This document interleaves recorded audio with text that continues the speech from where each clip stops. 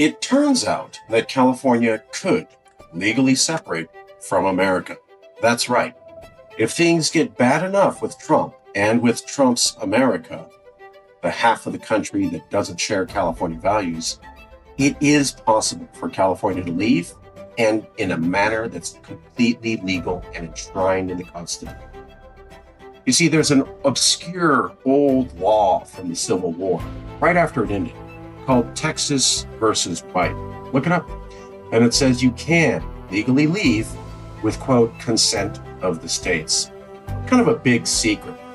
Not many people know about it, although 4 separate California attorney generals have recognized this law exists with that key phrase, consent of the states. And the most famous professor of constitutional law in California has said that this could mean a simple majority vote of Congress alone. It also turns out Republicans hate California. Here's some recent polling from last year. And it turns out that Republicans control Congress and a majority of the states. So you can see how everything is lined up for us to get the votes we need to leave, and leave completely within the law. It's a radical concept to ask people to support a vote for separation from America. It tugs at people's heartstrings, and it makes it difficult for politicians and average people to support the idea upon first hearing it. So an easier path to separation would be to do what Scotland did.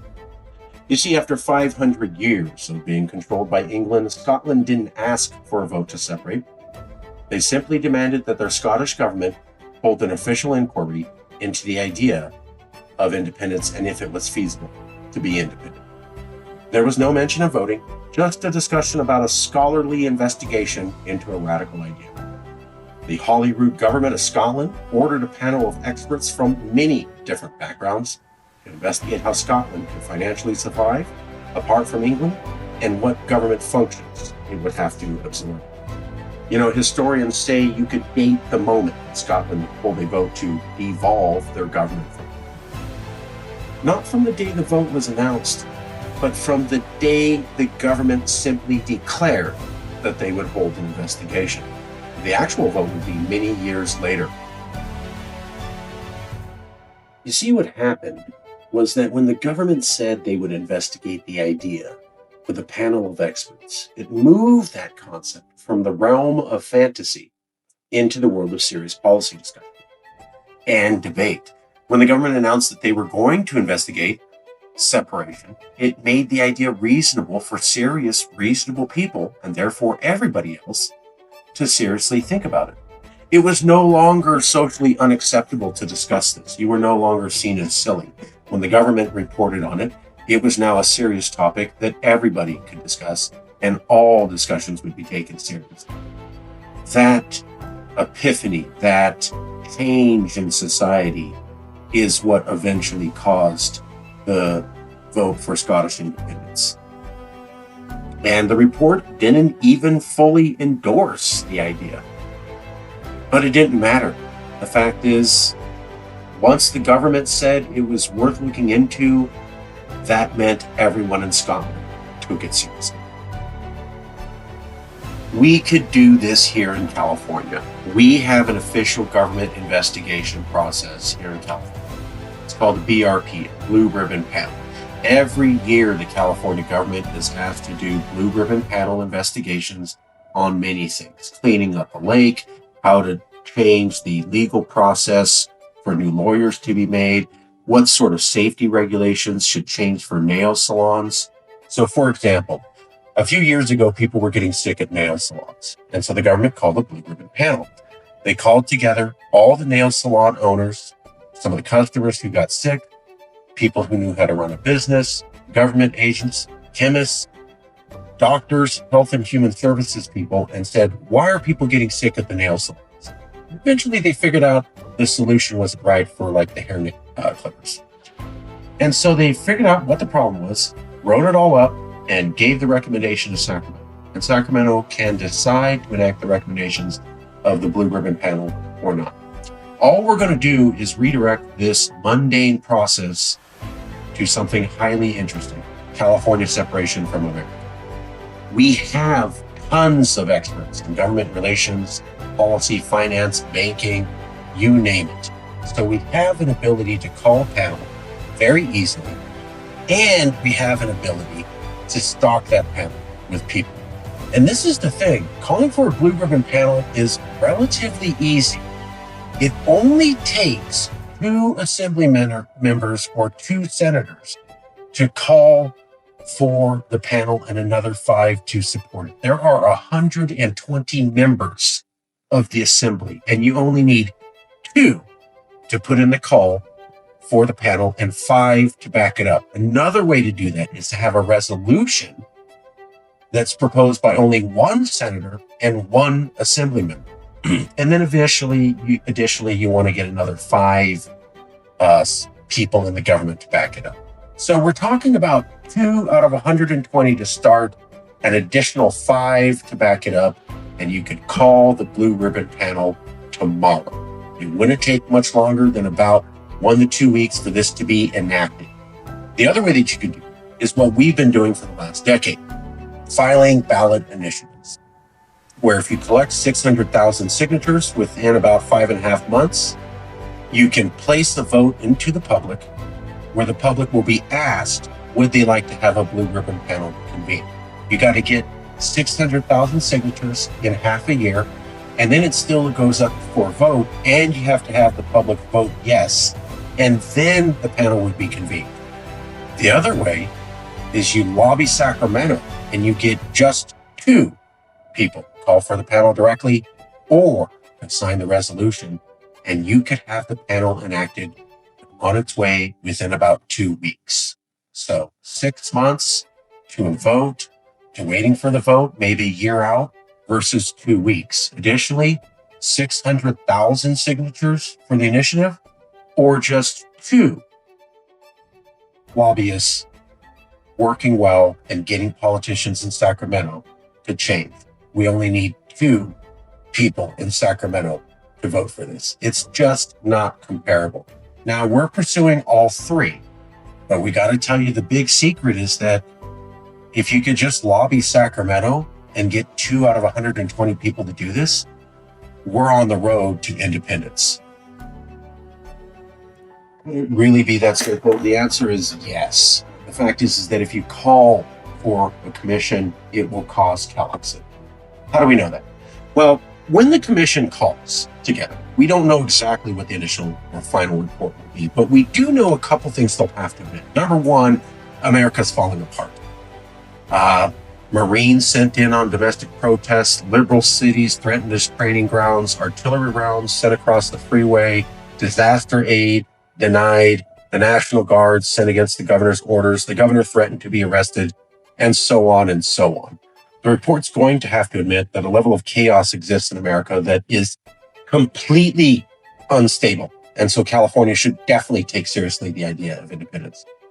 Also, secondly, the report's going to have to admit that California could easily survive independently. It's the world's 4th largest economy, and it's been a G10 nation, basically, for the last 40 years or since the late 1970s. Easily could survive independently. If France and Germany and England can. Also, finally, the report's going to have to admit that separation from America is perfectly okay. There is only one court case on secession. It is called Texas versus White, and it does say you can secede with consent of the states. Additionally, there are a majority of Republican states out there, and last year, the Republicans admitted that half of them view us as not American anyways, so we know we can get the votes. The commission is going to have to admit that America's falling apart. There is a legal pathway to independence, and we easily could pull it off if we just tried. Once the public knows this, they will call for a vote. And here's the great thing. The governor or the legislature can call for a special election and place the vote up. The Cal-Exit initiatives that have already been filed already show you the language to use in order to convert a future election into basically a plebiscite. It's a non-legally binding question that asks if you want to be independent from America. Once that special election's called and that question is filled and you have over 55%, the next thing is the governor can send someone to approach Congress and ask for the votes. California would already count as one vote, so we'd only need 25 more red American places to vote for us, and we have 35 states. We'd only need 25. So that's why we say everything lines up. If you call for the commission, facts will come out. People will realize how doable this is. They will demand the next steps. Those next steps will occur, and everything's already lined up for the vote to pass. People just don't know that. And that's why we say, if you call the commission, Calixa can happen. And it could take only 2 weeks to get this train going.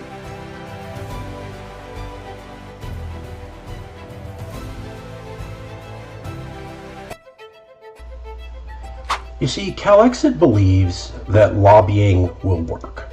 We believe that because the level of chaos in America is so bad, and the level of hatred from the federal government in policies towards California recently is so egregious, that everyone in Sacramento has to get how bad it is. Why do we think that? Well, there's a top-level policy magazine in America called The Atlantic Magazine. And it's read by all politicians in DC and every serious political thinker in America. And what it said recently was that talking about Calexit is now reasonable. If this magazine, read by all of the top power players in America, is stating this case, then you can be sure that everyone in Sacramento is also aware of how bad things are. How could they not be? They have TV. We also believe that lobbying will work because there are politicians out there already using Calexit talking points. Now, they don't know they're doing it, but let me show you a few things. When Donald Trump sent in Marines against domestic protesters, some politicians started to say, this America is not like us.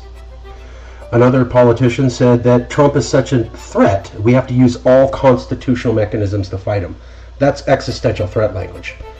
Another one said that they couldn't finish their speech because they were so angry at everything Trump had done to California and on us. Another one said that Trump is threatening democracy itself. Again, existential threat language. And finally, another one said the federal government just gets in the way of us in California doing things. All of these politicians are using Calexit talking points, and all of them are ready to be approached.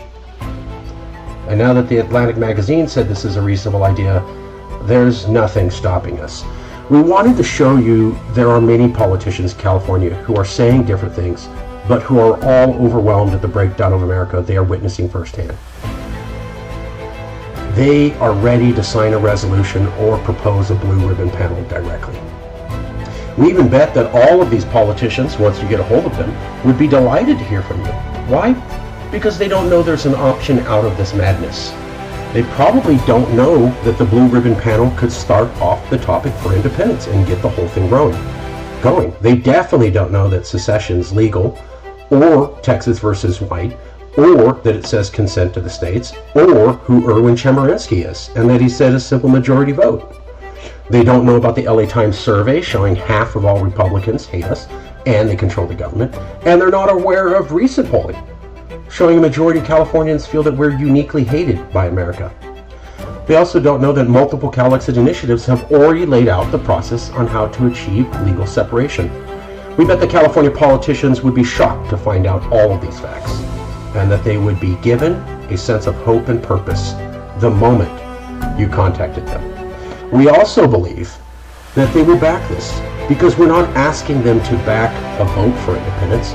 We're simply asking them to agree that it's okay to have a panel of experts come together to provide us with information so we can have a reasonable discussion. That's such a vanilla, safe thing to ask from them. We believe there's nothing but success laid out in this path. However, even though Sacramento leaders need to know this information, you have to approach them in a certain way to even get past the gate so that you can get to speak to them at all. One of the things we've learned is that in order to be invited past the gatekeepers to speak to the politicians, the people in power, to let them know of these options, you have to pass a series of tests. The first one is that you need to be part of a PAC, and you need to know how to talk PAC language. A fact of political reality we recently learned is that if you do not have a PAC or political action committee representing your movement, you're not going to get very far with politicians. And if you do not know how to talk about a PAC and frame it the right way, using proper PAC language, you're also not going to be taken very seriously. Since Citizens United in 2010, when the American Supreme Court ruled that corporations are just like you and me and can spend unlimited amounts of money on elections, everything changed. Now, everything is about a PAC and how you present that PAC, and that is the key to legitimacy. This has wiped out everything else.